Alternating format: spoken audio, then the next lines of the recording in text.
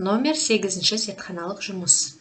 Тақырыбы: пияз тамыр ұшындағы жасушалардан митозды зерттеу. Жұмыс мақсаты: пияз тамыр ұшындағы жасушалардан митоздың фазаларын зерттеп қарау.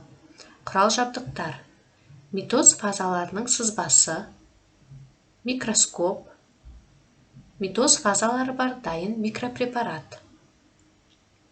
Жұмыс барысы: бірінші, пияз тамыршаларының ұшынан микропрепарат дайындау немесе дайын микропрепарат қарау. Екінші, микропрепараттан митоз фазаларын анықтау. Үшінші, митоз сызбасы мен микропрепараттағы митоз сатыларын салыстыру.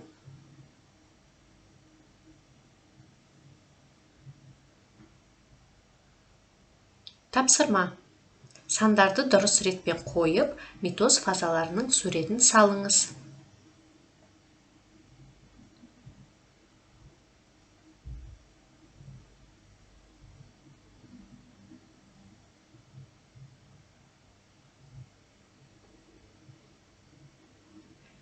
Келесі тапсырма: кестені дәптерге сызып, толтырамыз.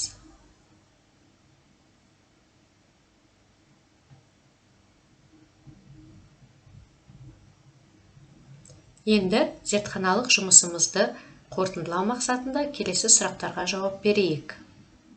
Бірінші сұрақ: қандай фазада центромера үзіледі? Бірінші профаза, екінші метафаза, үшінші анафаза.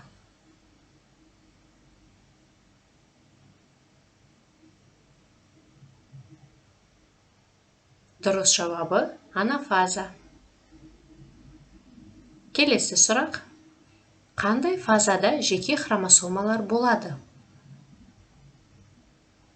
Интерфазада, профазада немесе телофазада? Дұрыс жауабы профаза. Келесі сұрақ: хромосомалар экватор бойына орналасатын фаза.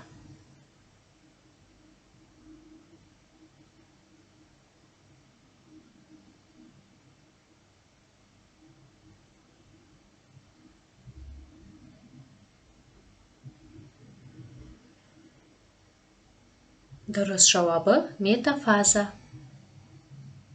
Келесі сұрақ: хромосомалар экватор бойына орналасып не түзеді?